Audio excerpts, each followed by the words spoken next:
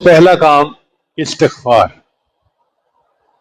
چونکہ اس قسم کی جو آزمائشیں ہوتی ہیں یہ دو طرح سے آتی ہیں، ایک گناہوں کے وبال کی وجہ سے اور ایک درجات کو بلند کرنے کی وجہ سے.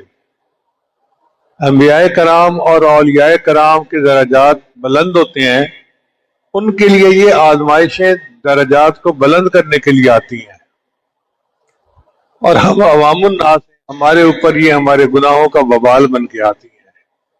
اس لیے اس کا ایک حل ہے کہ اللہ کے سامنے استغفار کیا جائے.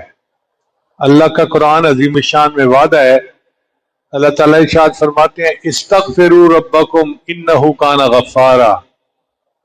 اللہ کے سامنے استغفار کرو، وہ گناہوں کو بخشنے والا ہے. یرسل السماء علیکم مدرارا، تمہارے اوپر بارشوں کو برسائے گا.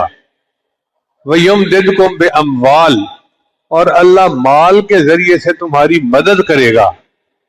کتنا واضح الفاظ میں اللہ فرما رہے ہیں کہ اگر تم استغفار کرو گے تو میں تمہارے مال کے ذریعے سے مدد کروں گا. وَبَنِينَ، اور بیٹے دے کے تمہاری مدد کروں گا.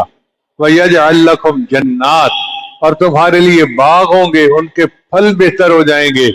تمہیں اللہ تعالیٰ باغوں میں زیادہ پھل دیں گے، تمہاری دکانوں کی آمدنی بڑھ جائے گی. وَيَجْعَلْ لَكُمْ أَنْهَارًا، اور اللہ تمہیں پانی کے زمین سے چشمے جاری عطا فرمائیں گے. یہ سب نعمتیں استغفار سے ملتی ہیں. لہذا پہلے نمبر پہ ہمیں چاہیے کہ ہم کثرت سے استغفار کریں، اور یہ استغفار برائے نام نہیں ہونا چاہیے، دل سے اپنے گناہوں پہ شرمندہ ہوں اور استغفار کر رہے ہوں. رابعہ بصریہ فرماتی تھیں استغفارنا یحتاج الی استغفار، کہ ہمارا استغفار اس قابل ہے کہ اس کے اوپر استغفار کیا جائے کہ یا اللہ اتنی غفلت کے ساتھ ہم بات کر رہے ہیں، تو دل کی ندامت کے ساتھ اگر ہم گناہوں پہ استغفار کریں گے تو اللہ کے دروازے کھول دیں گے، کیونکہ اللہ رب العزت کا قرآن عظیم الشان میں یہ وعدہ ہے. دوسرا رزق کا دروازہ ہے استغفار کی کثرت کرنا.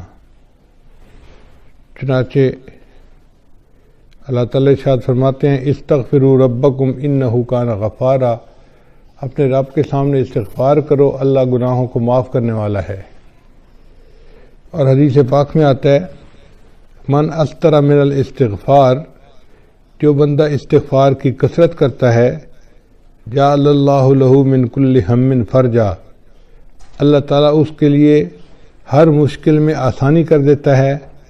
ومن ضیق فرجا، اور ہر مشکل کو آسان کر دیتا ہے.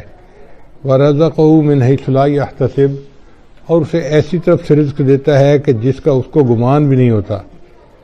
تو گویا استغفار کے زیادہ کرنے سے اللہ تعالیٰ بندے کو رزق ایسی طرف سے دیتے ہیں جس کا اس کو گمان ہی نہیں ہوتا، اور اس کے رزق کی پریشانی کو دور کر دیتے ہیں.